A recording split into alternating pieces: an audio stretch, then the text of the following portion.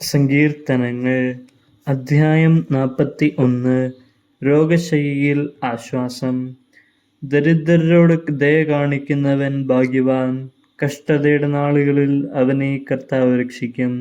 കർത്താവ് അവനെ പരിപാലിക്കുകയും അവൻ്റെ ജീവൻ സംരക്ഷിക്കുകയും ചെയ്യും.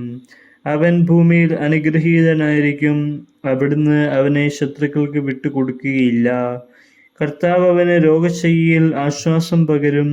അവിടുന്ന് അവന് രോഗശാന്തി നൽകും. ഞാൻ പറഞ്ഞു, കർത്താവേ, എന്നോട് കൃപ തോന്നണമേ, എന്നെ സുഖപ്പെടുത്തണമേ.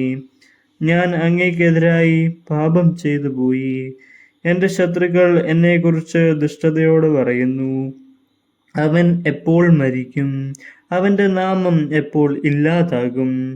എന്നെ കാണാൻ വരുന്നവൻ പൊള്ളവാക്കുകൾ പറയുന്നു, എന്നാൽ ഹൃദയത്തിൽ തിന്മ നിരൂപിക്കുന്നു.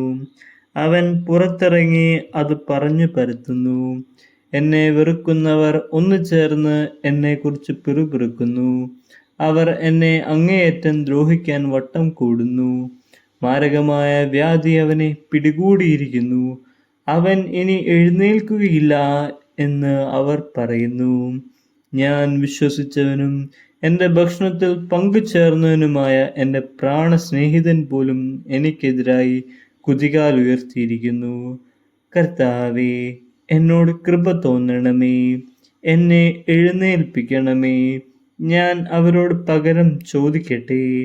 എൻ്റെ ശത്രു എൻ്റെ മേൽ വിജയം നേടിയില്ല. അതിനാൽ അവിടുന്ന് എന്നിൽ പ്രസാദിച്ചിരിക്കുന്നുവെന്ന് ഞാൻ അറിയുന്നു. എന്നാൽ എൻ്റെ നിഷ്കളങ്കത നിമിത്തം അവിടുന്ന് എന്നെ താങ്ങുകയും എന്നേക്കുമായി അങ്ങയുടെ സന്നിധിയിൽ ഉറപ്പിച്ചു നിർത്തുകയും ചെയ്തു. ഇസ്രായേലിൻ്റെ ദൈവമായ കർത്താവ് എന്നേക്കും വാഴ്ത്തപ്പെടട്ടെ. ആമീൻ, ആമീൻ.